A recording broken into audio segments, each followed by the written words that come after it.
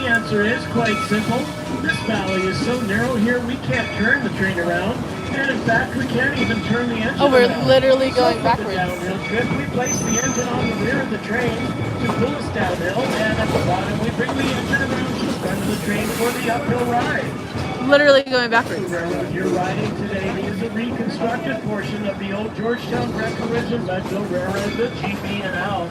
The first mountain railroad in this area was the Colorado Central Railroad that began construction in Denver in 1870. It came west, following Clear Creek through the towns of Arvada, Bolden, Idaho Springs, and finally reached Georgetown in 1877. Shortly thereafter, the GB&L was formed to build a connection that would come up through the town of Silver Plum, tunnel beneath the Continental Divide at Loveland Pass, then drop down into the rich mining towns of Breckenridge and Leadville. After building only 5 miles west of Silver Plum to Bakerville, the parent company of the GB&L acquired another line that reached Breckenridge and Leadville from a different direction. That line was called the Denver South Park and Pacific. So there was no longer the need to continue this line, and it was cut back to Silver Plum. At the turn of the century, this became the Colorado Southern Railroad, eventually part of the Burlington system. Now on the left side of the train, you can see Clear Creek tumbling down through Georgetown Valley. That's very cold water because it's coming directly from the Dome Out along the Continental Divide, just a few miles west of here at Loveland Basin, where one of Colorado's finest ski areas is located. Clear Creek gave our county its name, and Georgetown is the county seat. Clear Creek works its way out of the mountains near Bolden and eventually meets the Platte River down in Denver. Then the Platte joins the Missouri, from the Missouri to the Mississippi, which carries these waters down to the Gulf of Mexico. As we pass through our forested areas in the line, you may wonder about the trees that grow here. We are located in the transition between the Southern Alpine and the Upper Montane limestones. The evergreens consist of Douglas fir, Whisper pine, Briscoe pine, lodgepole pine, and Colorado blue spruce, along with large areas of aspen trees. The smaller bushes near the track include mountain mahogany, mountain maple, and willow.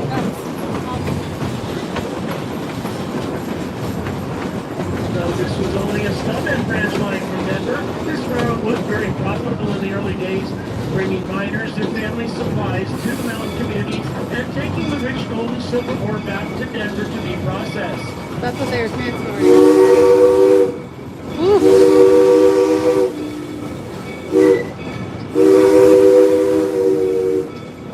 This continued until 1893 when the Sherman Silver Purchase Act was repealed and the price of silver dropped so low, mining it was no longer profitable.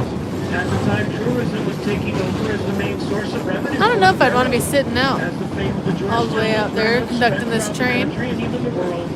Little sketch.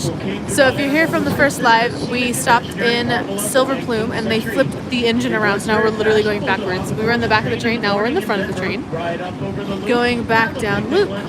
Silver Plume and be back in Denver in time for supper. Interesting. Between 1905 and 1918, many tourists continued their ride aboard the Argentine Central Railroad, which offered an additional ride from Silver Plume up 7% grades to the mountains, mining town of Walmart, and onto the tip of Mount McClellan at an elevation of 13,500 feet. Shea-geared locomotives pulled on that very short-lived rail line, which was often called the Stairway to the Stars. The heavy tourism continued on into the early 1900s, with as many as 7 trains a day bringing people up here to Silver Plume. However, by the 1920s, automobiles were taking over and soon people preferred that mode of transportation. Passenger service or business dwindled, and in 1927 the railroad discontinued passenger service. The railroad continued to run a couple of freight trains a week for several more years, but by the late 1930s, even that business was so poor they filed for abandonment of the railroad. Between 1939 and 1941, the rails and bridges from Silver Plume East were taken up and sold for scrap. This included the entire line down through Idaho Springs as well as the Central City branch. In 1951, the U.S. Highway 6 tunnel route was completed through Clear Creek Canyon, following a good portion of the railroad grade. In the early 1960s, the Highway Department began letting the interstate highway, which would have run right up the middle of So this train used to go all the way down to Denver, which is about an hour from here, so that's a long train ride. because it's an hour drive. And they were successful in getting the highway department to locate the interstate on the side of Republican Mountain where you see it today. And there's the interstate over there. The rebuilt the railroad starting in Silverville in 1973. What? Hey, that's a good year. Crazy. So if you didn't catch that, this railroad used to travel all the way from Denver all the way to Silver Plume where we just are at. And it was discontinued because the automobile, everyone preferred to transport that way. This is one of the most scenic portions of our line. As soon as you clear the trees to the right side, you can look down in the valley and see the high bridge with a view of Georgetown. Beyond that, to the left of the train would be a good shot of engine number 111.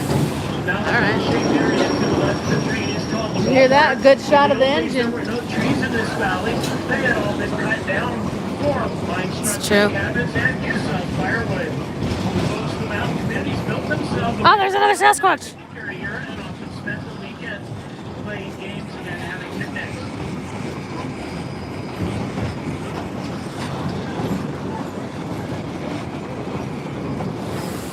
So cool.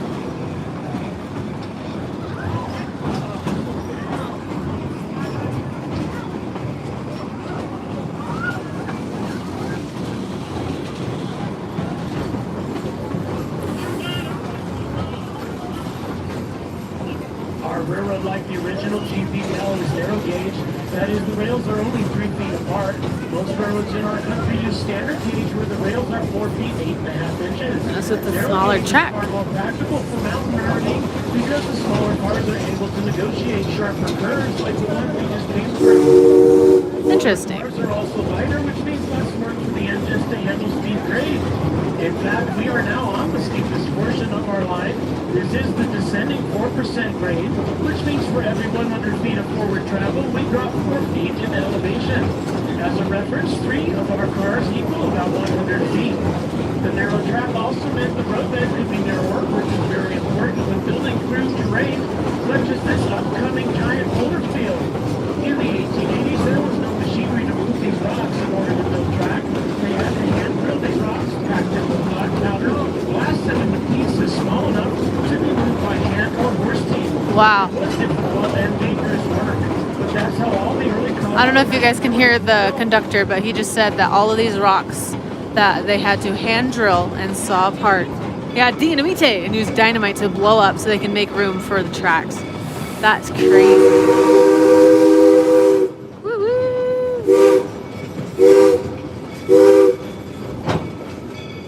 That's so cool. Woo. On the left side of the train, you will see how rapidly the stream is dropping as it cascades its way towards the Georgetown Valley. Yeah, it's crazy.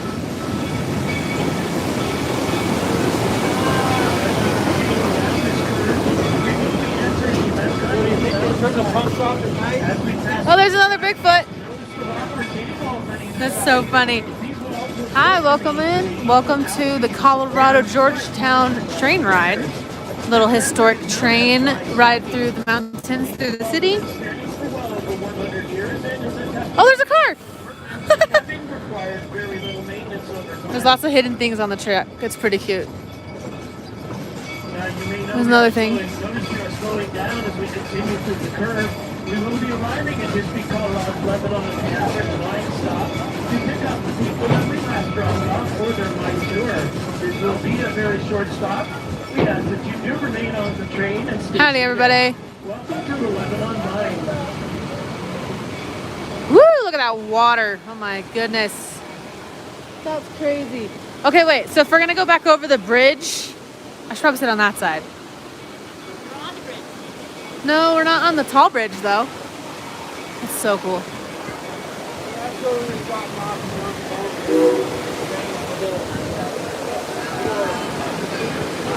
Woo! Look at that. Like, I can't believe this is all just from snow. It's not even a river, it's from snow.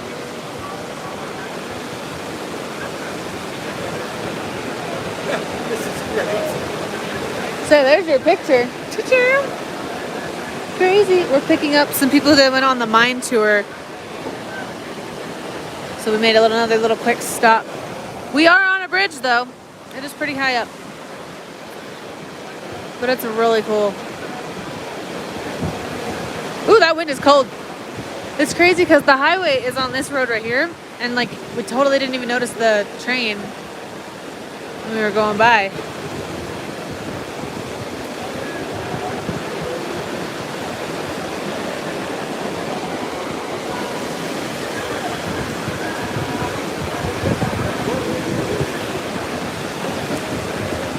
Woohoo, that wind is cold. Oh, it's so pretty. See, if it was warm, I would totally go, like, I've seen a lot of people going white river rafting. But that water is so cold, it's literally just melted snow.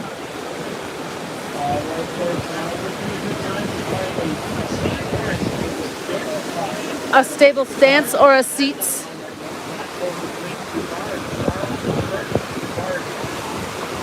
Woo! That's crazy. So beautiful. So many trees.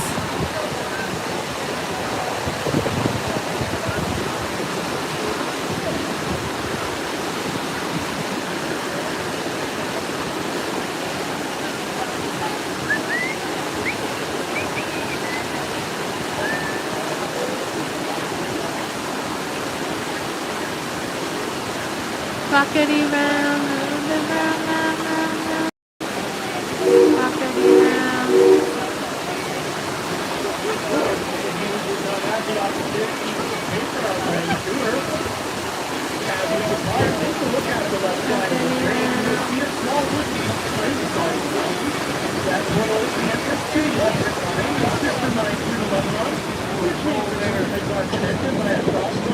About 400 feet back in the mountain.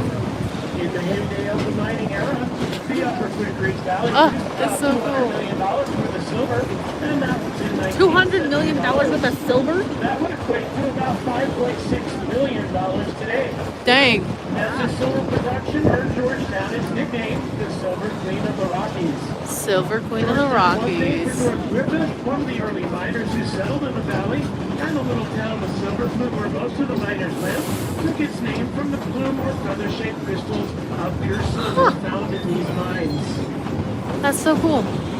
They also do a nighttime ride. That's why there's lights on the trees. So you can go through all the trees at nighttime with all the cute Christmas lights on them.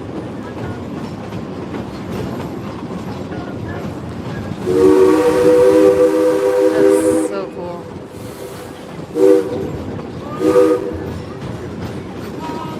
Oh, the choo-choo train, right? All aboard the choo-choo train.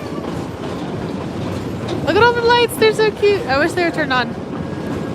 Now we're going down from Silver Plume back down to Georgetown. The hall actually started out to be a transportation tunnel through Leavenworth Mountain, so that the ore from the mines on the south side could be brought to the train and loaded up to Denver. However, they had the worst of luck as they dug through the mountain. They encountered several Right? That train's so cool. Georgetown Loop Railroad, one of the first. Oh, Hall Tunnel, that's where we're going. Wow. As part of an Ingersoll Rand air compressor that powered the jackhammers used to dig the tunnel. Me too. Me too. The old timers say you could hear that compressor all the way down into Georgetown. Do you see the conductor though? He's literally like sitting like on the edge of the thing. We got the free whistle call. That was the. Yeah. Now entering a curve in which you can see the lower track of the loop on the downhill side of the train. They'll be on those tracks in just a few minutes. For those not familiar with the story of the loop, it was the surveyor's answer to the problem of getting the railroad from Georgetown to Silver Plume. You see, the two towns are only 2 miles apart, but differ in elevation by over 600 feet. We're gonna go back over the bridge. The grade would have exceeded 6%, far too steep for a normal railroad operation. To get away from this, the surveyor laid out a route that doubled back and looped over itself. This allowed the That's so cool. the outlet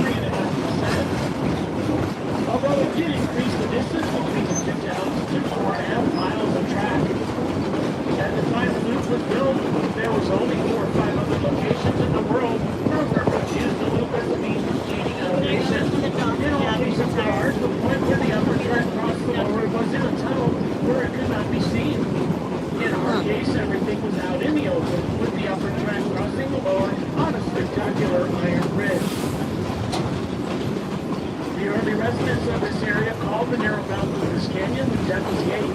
So it was natural to name the high ridge the same name, Devil's Gate.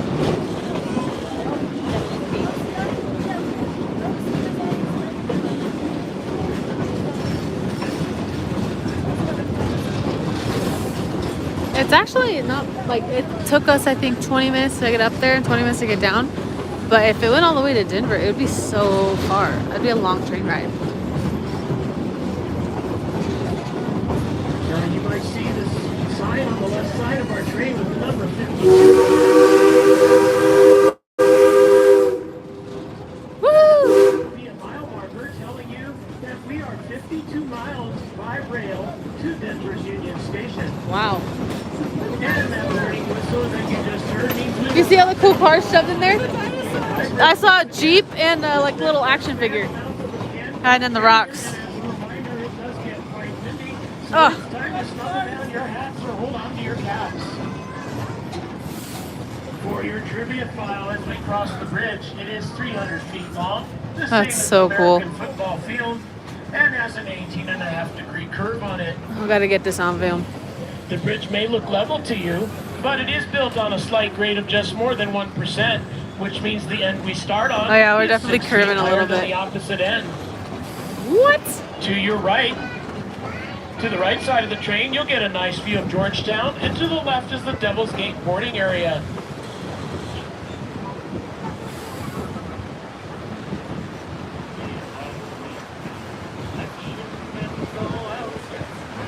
If you don't mind looking down, Clear Creek is 100 feet below you, and the lower track of the loop is 75 feet below. Whoa. Crazy.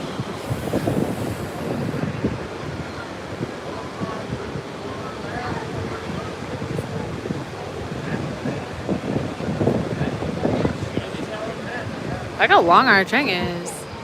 Train is huge. 1, 2, 3, 4, 5, 6, 7, 8. Coming up off 9 cars. 9 cars long. Which was placed by the Colorado Historical Society back in 1949 Right there. to commemorate the original Georgetown Railroad and High Bridge. The monument is placed next to the old U.S. Highway 6, the predecessor to I-70. That's so cool. Now our motive of power today is our engine number 111. She is an oil-burning steam locomotive, a 280, built by Baldwin Locomotive Works in 1926. She was restored in 2016 and has been an important part of the Georgetown Loop ever since. The cars you're riding in today were originally narrow-gauge freight cars and converted to passenger service, some of them in our own Silver Plume shops. Some of these cars originally hauled freight in the old Denver Rio Grande Western narrow-gauge lines of southwestern Colorado, portions of which still remain today, and you might know as the Durango-Silverton narrow-gauge line and the Cumbre and Toltec Scenic Railroad, which runs from Antonino, Colorado to Chalma, New Mexico.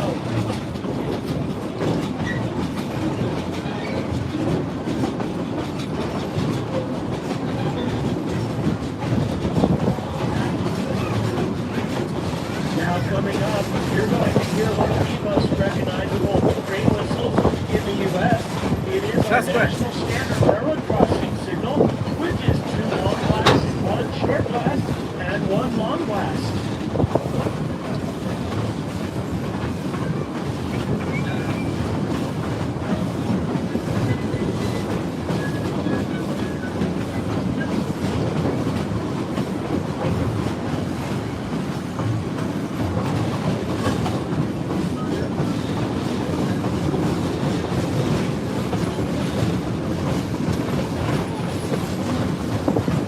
If they have like a cruise on a big old train. What? A cruise on like a big train. What's going on? Is this the engine? Zero. Okay.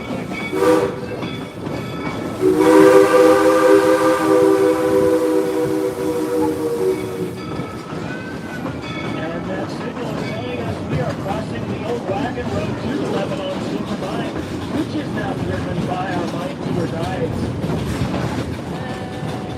As we enter this curve, we will be crossing Ridley for the fourth and final time. At this point, we've come a little over a mile as the road flies from the Silvergate Depot. Once we've used up almost 3 miles of track to get here. This time in the reporting area, we will have dropped 450 feet of elevation from Silver Plume.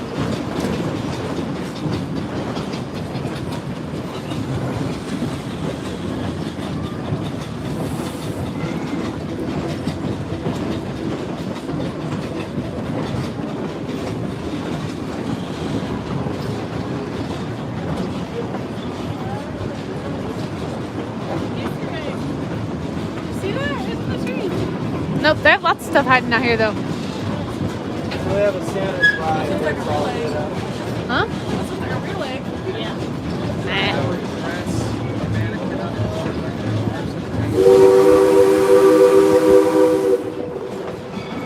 Now that warning whistle means we are approaching the double reporting area, the eastern end of our line, and unfortunately today the end of your tour. We'd like to thank you for Ugh, look at all those trees. with us today, and hope you will come back and ride again with us real soon. The Georgetown Railroad and the Colorado State Patrol. There's the creek again. As you continue your Colorado travels. Now with the Yeah? and gather all of your personal belongings. Oh, now we're in the front. Boarding the train. Subway surfers. If you have not Oh, visited so pretty. Georgetown yet, you will find an abundance of Victorian era buildings and mining structures from the Colorado Silver Boom, as well as quaint shops, fine restaurants, historical museums, and even We made it back to Devil Gate Station. Welcome to Devil's Gate Station. Devil's Gate Station, Georgetown, Colorado. Elevation 8,615 feet, which is crazy. Oh, they have those lights turned on now. Cute. Adorable. Well, that was our train ride. Thanks for joining. If you didn't, go watch part 1. Did you have fun, Mom? It's literally the same thing, but we just went the other direction. And it's really fun. Stick around for more fun family adventures, and we'll see you around. Bye!